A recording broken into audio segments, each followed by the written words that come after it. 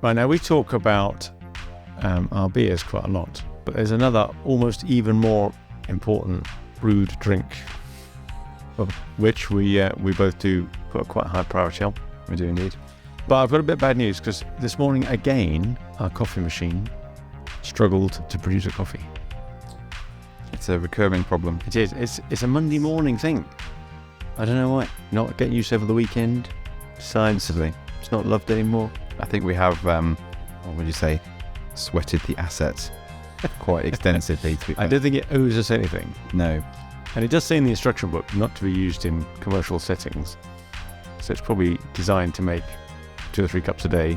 And I reckon we get 40 or 50 cups a day out of it for the last God knows how many years. So it's gradually grinding to a halt. So one of these days, oh dear, we're going to have to... It's a bean to cup machine, just for context there. Get the beans up. Yes. Listeners are wondering. It's not the automatic Maxwell House stirrer. No, it's of the proper coffee machine. But it's very important to have good coffee. Very important. Yeah, it is. And a good selection of teas. Got to keep everybody happy and caffeine fueled. Hot chocolate. I've already had 2 coffees. That's my 3rd coffee. And I've had a hot chocolate as well today. Wow. And it's 11 o'clock in the morning. So, so you are fired up, ready to go. Right, well, on that note then, if we're all ready to go, shall we go? Shall we go? Okay.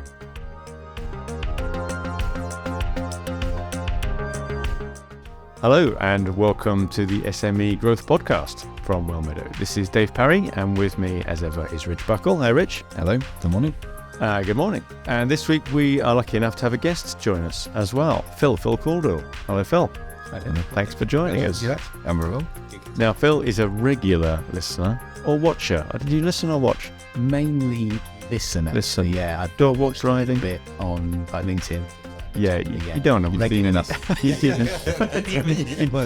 don't want to look at too much of it. Yeah. So Phil is a regular listener to the podcast, and what's quite odd is when he comes in this morning, it's like he knows us both really well. It's like when you see that famous person off the telly, you're convinced they know you. Exactly. One day. Yeah, one day we'll get. I think it's probably our first time meeting. It is, yeah. But I did walk in. But you've seen Rich so many times. Yeah. You know about his meat thermometer stories. Just sign in all the We need that merch. Exactly. So thanks a lot for coming in. Now, the reason we asked Phil to come in, and we're really honoured actually that you're prepared to come in and talk about this, because you hear a lot about people who want to show off about their business or promote their business or talk about something great that's happened.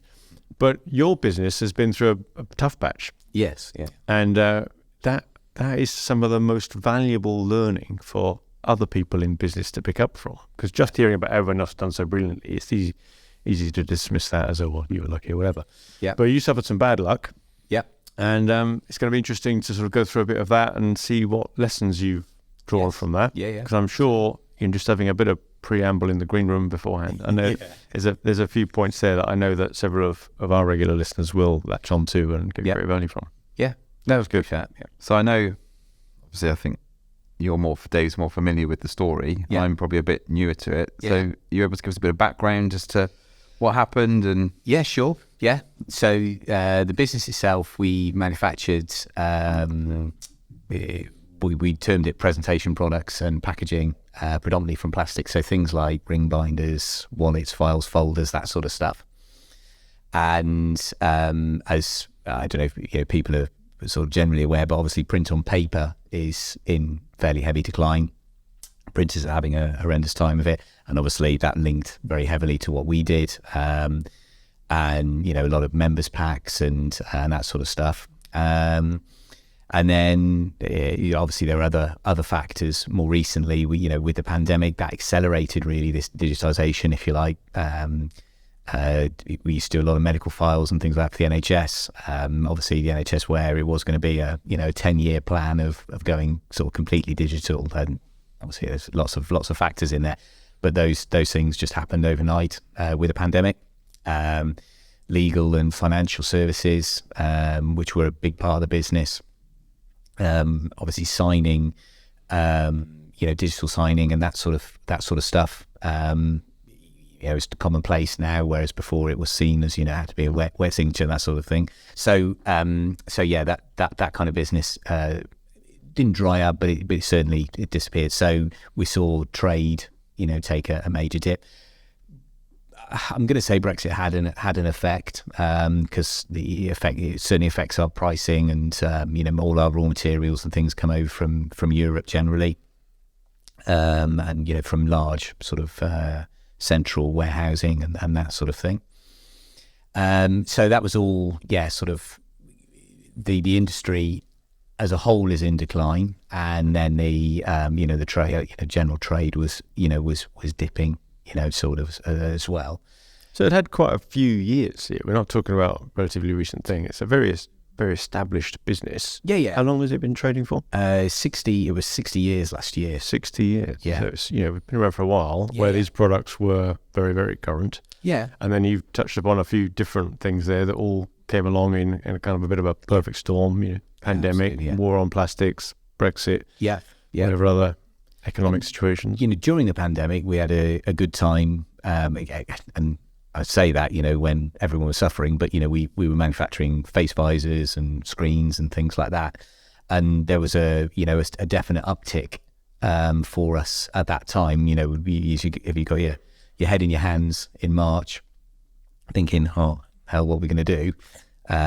We launched a face visor that did really well. We sold a couple of million units, and we missed out on NHS contracts and things like that, which was a little bit unfortunate. We sort of got into bed with a friendly competitor, and we had a contract which we were all going to produce together, and then that got rescinded, and we lost out at that point, and we missed then the boat with Yeah, we know another company had that problem as well, that in the early gold rush times, there was lots of make this around ventilators and hospital things for the Nightingale hospitals, and then the council contracts came through, and of course it was left a lot of companies, I think, high and dry. Yeah. And of course we could make a political point about who your friends are in high places, because there were plenty of PPE contracts going around for a lot of people.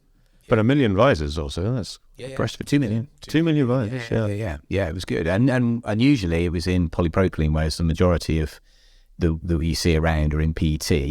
Polyprop gets a bit boring, but is more milky to look at. If you had two products on the table, the PET would look clearer. But the reality is, once it's in front of your eyes, the actual visual difference is close enough. It doesn't make any difference. So with all these things happening, did you sense over the sort of latter part of the 60-year journey of the company, was this something that you saw happening quite gradually over a decade or so, or did it all kind of tumble and happen all at once towards the end? No, it had been gradual, and I just want to clarify that I've not been with the business for 60 years. Looking very good on it.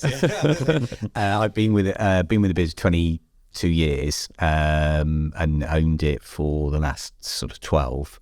But yeah, it was a gradual move, and that's why when I actually joined the business, I joined it with packaging. That's my background. My parents had a business down in Gloucester that were did plastic packaging, to give that extra string to the bow, and also complemented the presentation products. So there were certain technologies that I brought in with the packaging that complemented the products that some of the things that we could do with some of the products.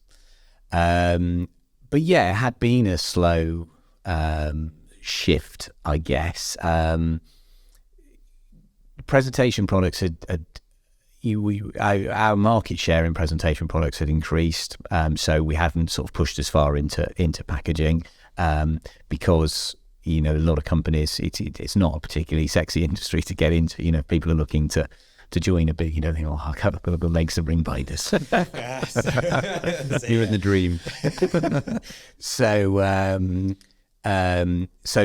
you found, for a time anyway, maybe not so much anymore, but I was a pretty young face in that industry. I noticed as well in the couple of years ago now, your marketing started to try and address some of the problems around plastic, and trying to re-educate the market that it's not all bad, or that was one of your early attempts to try and turn the tide a little bit. Yes, it was. It's always been a fairly major bugbear that I'm not going to sit here and say that plastic is great, and there's lots of reasons why any material choice is right or wrong for what you for whatever the purpose is. For, yeah.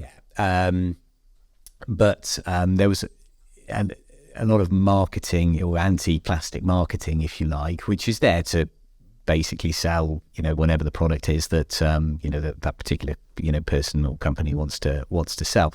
And it was giving plastic a bad name unfairly, in my view, because there are a lot of benefits to using plastic in terms of the longevity, which I know it also feeds into one of the disadvantages of it, but also protection and making food last longer, and that sort of business. And so we did sort of try and put a lot of emphasis on trying to educate. Did it work, do you think? I think that's a really good question. There were definitely elements. I can think of numerous clients where we've maintained them. We did maintain them with plastic products, where they were hell bent on dropping plastic for cardboard, but it clearly would have been the wrong choice for them, not just from a practical point of view, but from an economic point of view. It just wouldn't have stood up to people using binders in a kitchen environment with recipes and things like that. They're getting splashed and need wiping clean and keeping sterile and all that sort of stuff. Where and that made an awful lot of sense to keep it in plastics. Equally, you've got people who would come along and say that, well, our printers have given us a cardboard alternative with a biodegradable laminate on it.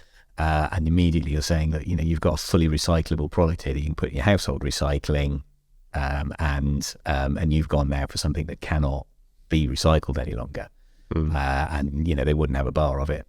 But you win some, you lose some, don't you? But overall, the tide was definitely we were losing that battle.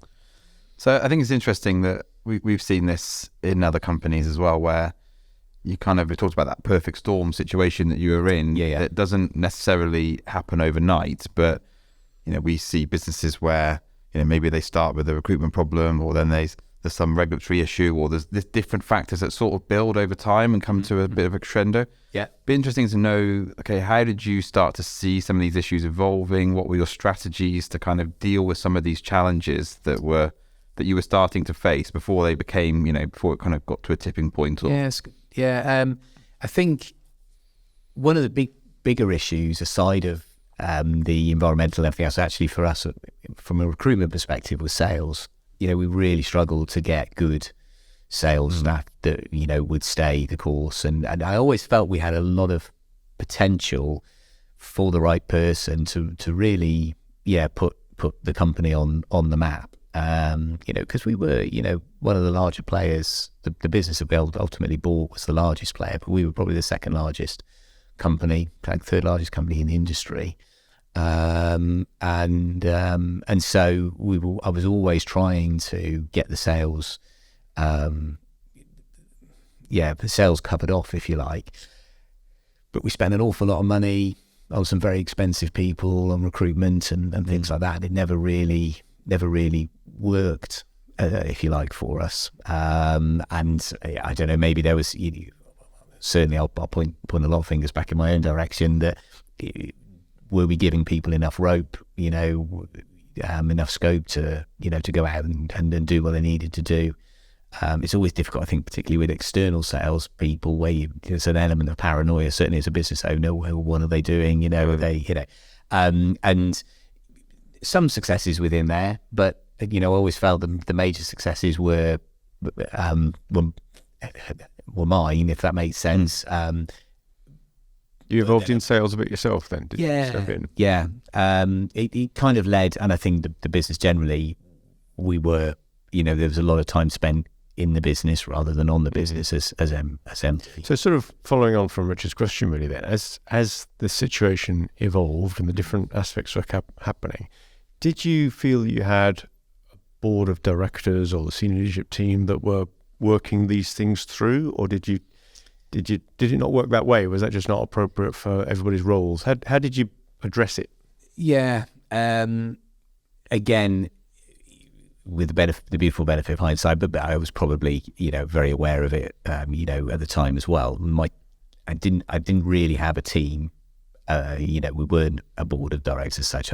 Myself, a general manager and finance manager were the major parts of the management team. So you had the management bits covered off. I'm sure they were all very good at managing the day-to-day, but you didn't consider yourself as also being a board that would behave in a different way. We do a lot of board meetings. One of our key messages is that different way of thinking when you go into something called a board meeting. Yes. You didn't do that necessarily. No, not at all. No. And what about your overarching strategy process? Did you ever have an annual stop and think and where we're taking the business, or was it more incremental and more coming from you? Yeah, possibly more incremental. Around, it's quite funny actually listening to the podcast before last, I think, which was about budgets and things like that. It was, it sort of brought a lot sort of flooding back to you that, on a annual basis, you sit down, sort of go through the budget and things like that, and then that tended to shape whatever the strategy was going to be for this year. But you did find yourself doing the same thing time and time again, where you sort of think, we've had this conversation now. You either have, 10 pages of stuff that you just got no hope of dealing with. We were really trying to just bring it down to a sheet of paper to make it a manageable process. Let's do something well rather than try and do 50 things. Actually, not do any of it. But again, I think everybody was too much involved in the day-to-day, and there were, in terms of those priorities, definitely, there was a lot of focus on probably things that weren't as important as what was really the issue, which was getting the sales. So if you had to give sort of, for someone else maybe listening, thinking, I'm going through a similar situation, what would be your top sort of 3 tips for them in terms of lessons learned from your experience if they find themselves in a kind of perfect storm situation? Yeah,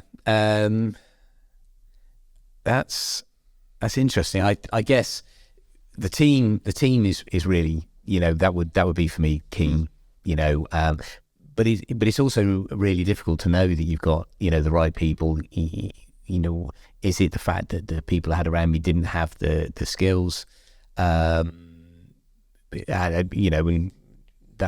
applies to me as well. Dave and I have talked before about sort of imposter syndrome and thinking, oh God, am I actually capable of being here? So on from that would be the wider knowledge base, if you like. So in my business, there was our previous MD who'd been with the business, well, actually would have been much of those 60 years, prior to myself.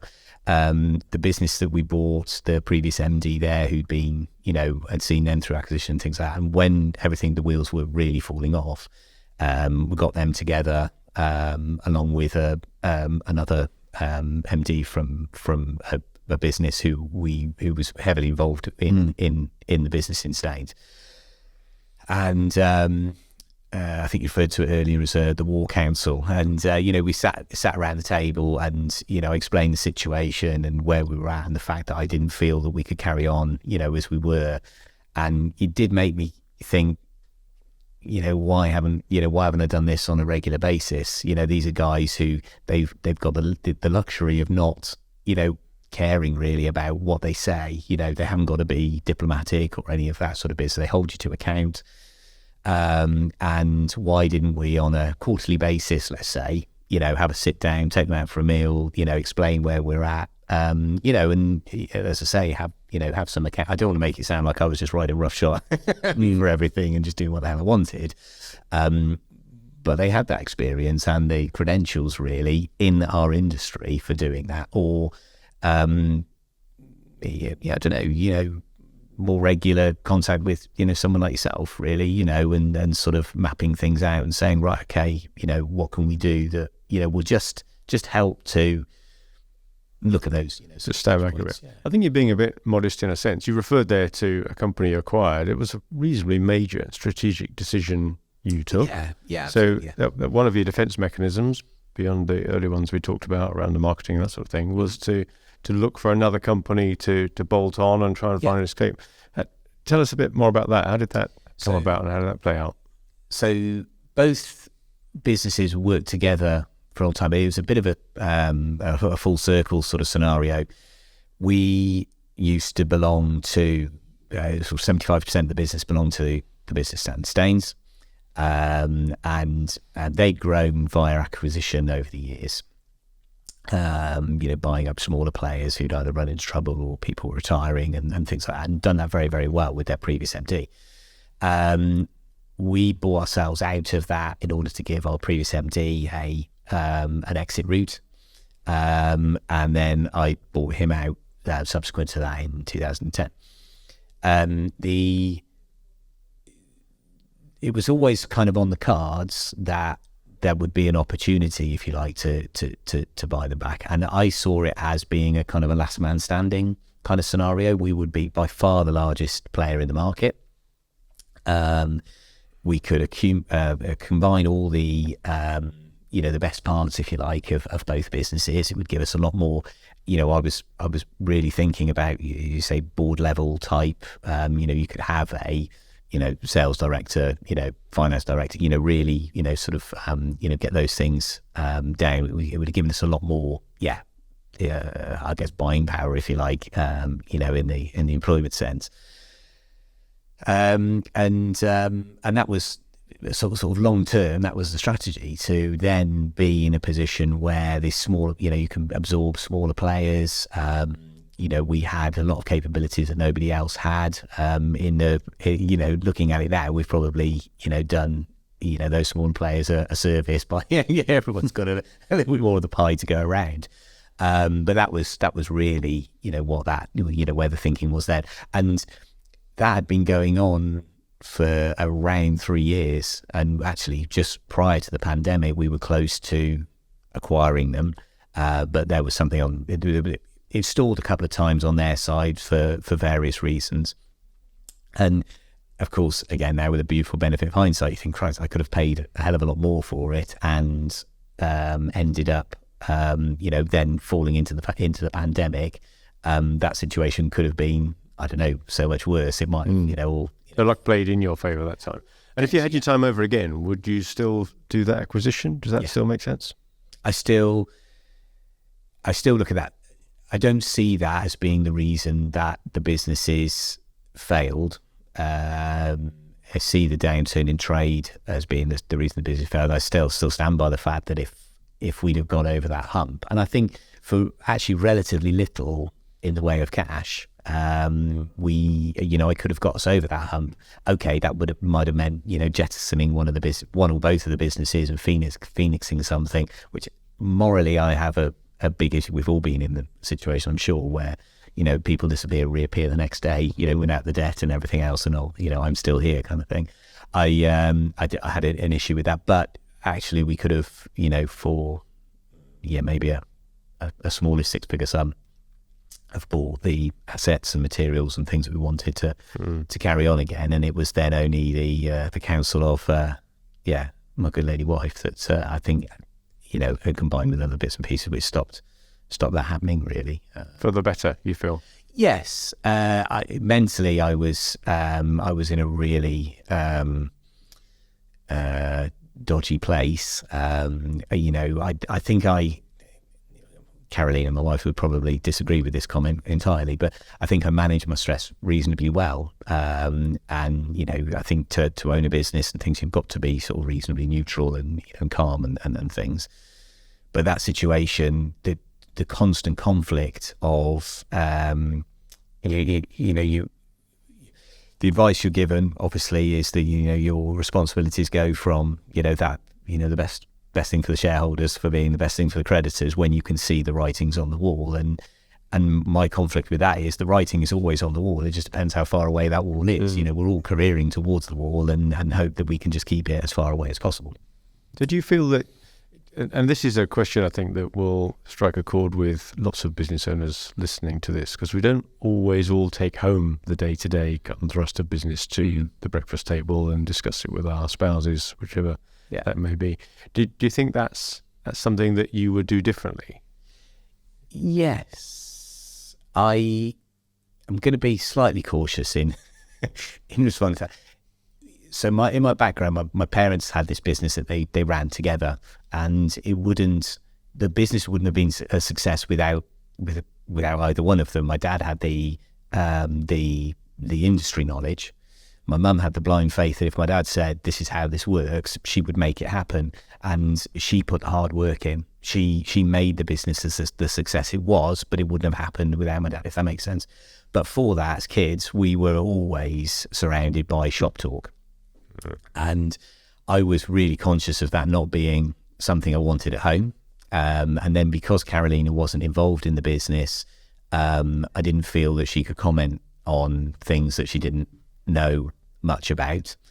So certainly latterly now, I guess this puts it on record really, I regret not involving Carolina more in that as, you know, as a director of the business, being involved in, you say, having, you know, if it is quarterly, and we've said about that war council, you know, that, you know, she was, you know, she should have. Yeah, wouldn't have had to go as far as you talk about with your parents, where it's day-to-day involvement. No. But enough involvement that that counsel from someone who knows you very well can be more useful for you. And I think that was it. That was the point at which when we were discussing it, it's bringing quite a lot of it back now. But when we were discussing it, you know, I remember she just looked me in the eye when I said, look, you know, we can, you know, I can, you know, £100,000 and, you know, we can buy this, that and the other, and we can go again. And she just looked in the eye and said, you know, why? And you ordinarily, that would have just, you know, tipped me over the edge and, you know, so you don't understand that. But, you know, you said anything, well, yeah, why? Because everything I've done till that point where you say this is going to be the thing that changes the direction, that sees a diversification, that, you know, makes a difference to the fortune of the business, hasn't sort of really come to fruition. You know, the business was, you know, successful, but not in the way I probably wanted it to be. I had, you know, I'm certainly not pleading poverty by any stretch of imagination, but at the same time, it wasn't totally going in the direction probably that I wanted or expected it to, and that expectation came from seeing, you know, the success of my own parents had probably in their business. So the strategy was right. You would do that again. Yeah, definitely. You might take on some different advisors, or, you know, the war council, just people who knew your industry or your spouse, whatever that may be. Yeah. So you might do that sort of thing. What about your style of management? Would you change anything about that? Yeah. Yes. I think we are fundamentally who we are, and I would. I'd like to think, you know, I'm a nice guy, and, you know, and generally speaking, take people. You know, you want to take people on the journey with you. I've been very open and honest about where we were at, even when, you know, things were falling apart. I involved my staff, and I mean every member of staff, much earlier than I was otherwise advised to, because I just felt it was unfair to be going through that process. And it has its advantages, disadvantages. You know, it led to you know, people helping themselves to an awful lot of stuff around the factory and things like that. But I mean, it's by the by. It was. I'm very comfortable with that. I don't know. People are a lot more. Were a lot more comfortable in their jobs than I think I realised. I was always worried about people leaving, you know, and skills leaving the business, and that doesn't mean that I could go to the other extreme, be a complete. Yeah, I noticed you choosing your words very carefully there. You don't want to come across as some, you know, you would be an ogre if you did it again. Yeah. Sounds like you're a very consultative sort of manager, leader who gave people a lot of slack, a lot of freedom. Really. Yeah, definitely. Yeah, and there's a lot of bitterness that goes with this process. I have to say, you know, you go someone who likened it to, you know, a death. You know, it's, you know, you go through. I've certainly gone through and going through, you know, lots of emotional. I thought I dealt actually with the bitterness side of things, and only in the last few days, I found myself feeling really sort of bitter towards whether it's individuals, myself, the business as a whole, the industry, you know. And would I change? I think consciously now I would say yes, I would change my style. I would be a little bit more arm's length, and you can still be, obviously very inclusive and the things like that, but without having to be as completely personable as I probably am. But also, I there's quiet moments you sit there and think, "Who am I kidding?" That's how I am. You are. You told me an anecdote earlier as well about the balance between working in the business and working on the business, and the fact that maybe there were some opportunities that may have changed the future but for you done that the other way around. Yes. Talk to us a bit more about that. Yeah, so I think because there was a lot of reliance, or I felt there was a lot of reliance on me, the bit that makes it a little bit difficult is you don't quite know if you'd given people the rope, would they have done what, I don't know, what you wanted them to do, or would they have surprised you with something. I was often, accused of not allowing, or never being satisfied or whatever. And I say, that's my role. I'm there not to be satisfied, and none of us should be. That's a common trait from entrepreneurs, isn't it? Yeah, potentially. Yeah, you always think that there's always room for improvement, and as soon as something seems like it's okay, everything's fine, then I think that's the time to panic, really. And I think a lot of people do, just see the job as a job, which obviously, can and should be. But you need to, to sort of keep pushing on, keep challenging them, I guess, to sort of, to do better. The bit you particularly made me think about was talking to competitors and customers and other people in the sector. That was something that you felt as if you were very internally focused and maybe missed an opportunity or two about that. Yeah. So when it finally went to liquidation just before Christmas, I've been working with the liquidators to basically, because there's not a great deal of value in the machinery and stock and so on and so forth, it was effectively I managed a fire sale of machinery and assets from both businesses, which meant that there's a lot of competitor conversations with competitors who were potentially interested in stuff. One of those competitors basically, when they phoned me, said, how can we help? And I said, well, we're 6 weeks too late now for help. But it turned out that, and again, you don't know for certain, but there would be the potential there for maybe an acquisition, or we could have gone into administration and done something with them. And it made me realise that spending more time on things like competitor analysis of some sort, understanding your competitors better. Maybe I would have.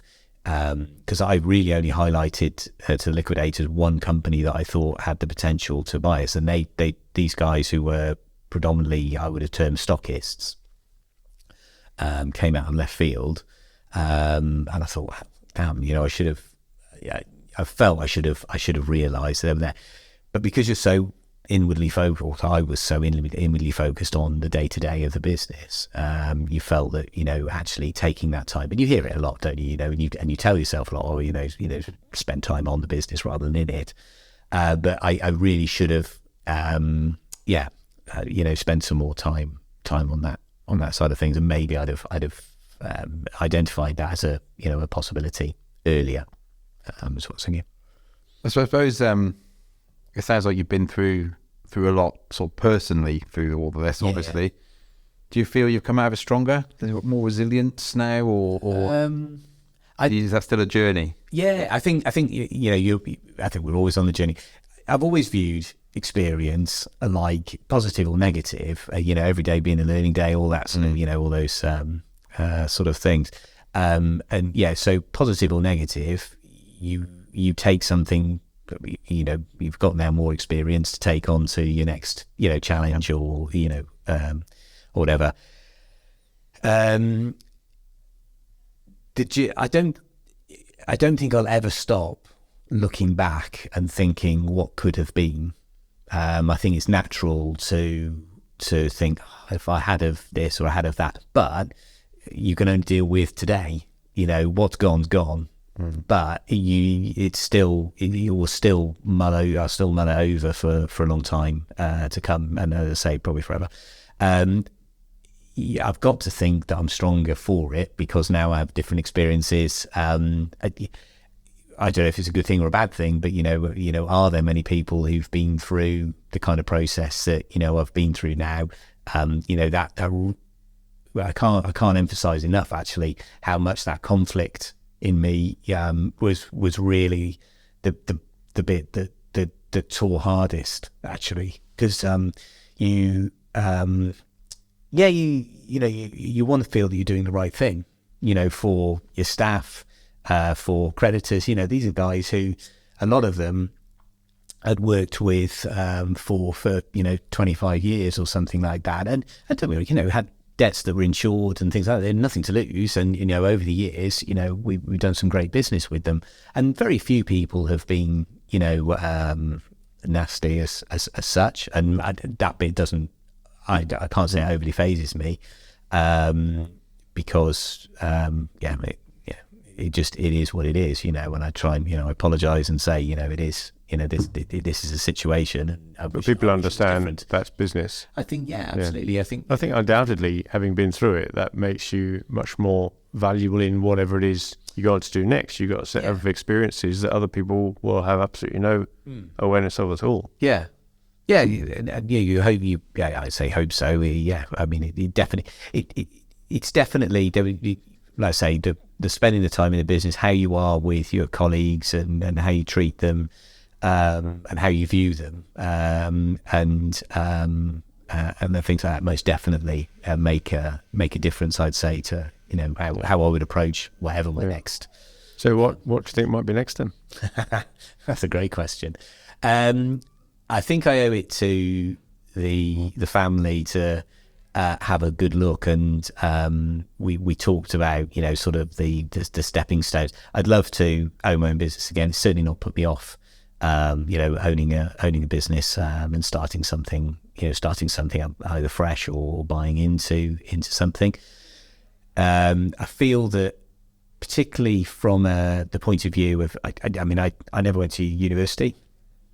Obviously the business, I know we talked about it sort of briefly earlier about training and things like that, and you think in a sort of a large sort of corporate, you always imagine there's a lot of training sort of provided, things like that, and you sell yourself short probably being a small business owner, that you don't have anything or much in the way of experience. But then you suddenly realize, well, hang on a minute, I had the HR hat on, I had the ISO, production, sales, blah, blah, blah, blah, blah. And all of a sudden you've got that breadth of, experience, which, actually makes you, I hope, we'll find out, obviously. Do you think the next business might have plastics in it somewhere? Or is that's something you'd leave behind?